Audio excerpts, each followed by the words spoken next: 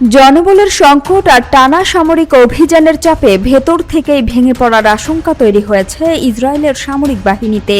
Gaza, Lebanon ও Iran ঘিরে একের পর এক অভিযান চালাতে চালাতে ক্লান্ত হয়ে পড়েছে ইসরায়েলি সামরিক বাহিনী। এমন পরিস্থিতিতে দেশটির সেনাপ্রধান লেফটেন্যান্ট জেনারেল ইয়াল জামির সতর্ক করে বলেছেন, ক্রমবর্ধমান মিশনের চাপ ও জনবল সংকট অব্যাহত থাকলে বাহিনীটি একসময় নিজের ভেতরেই ধসে পড়তে পারে। মন্ত্রীদের সামনে দেয়া এক ব্রিফিংয়ে তিনি অন্তত 10টি সতর্ক সংকেত তুলে ধরেন। তার ভাষায়, এখনই যদি বাধ্যতামূলক সামরিক সেবা আইন, রিজার্ভ ডিউটি আইন এবং সেবার মেয়াদ বাড়ানোর মতো সিদ্ধান্ত নেওয়া না হয়, তাহলে অচিরেই নিয়মিত সামরিক অভিযান পরিচালনার সক্ষমতা হারাতে পারে আইডিএফ। শুধু তাই নয়, দেশের রিজার্ভ বাহিনীর কাঠামোও ভেঙে পড়ার ঝুঁকিতে রয়েছে।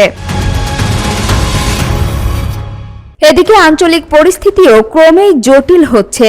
2025 সালের অক্টোবরে গাজায় যুদ্ধবিরতির পর কিছুটা থেমে থাকা হুতি বিদ্রোহীদের ক্ষেপণাস্ত্র হামলা আবারও শুরু হয়েছে। ফিলিস্তিনিদের সমর্থনে এবং ইসরায়েলের ওপর চাপ বাড়াতে তাদের এই পুনরায় সক্রিয়তা নতুন করে উত্তেজনা বাড়িয়েছে, যা যুদ্ধ পরিস্থিতিকে আরও অনিশ্চিত করে তুলছে।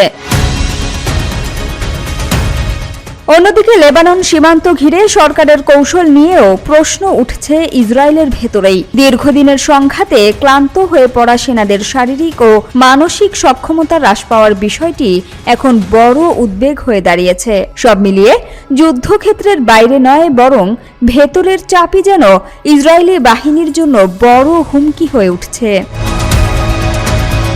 সামিয়া সুলতানা, ঢাকা ওয়াচ।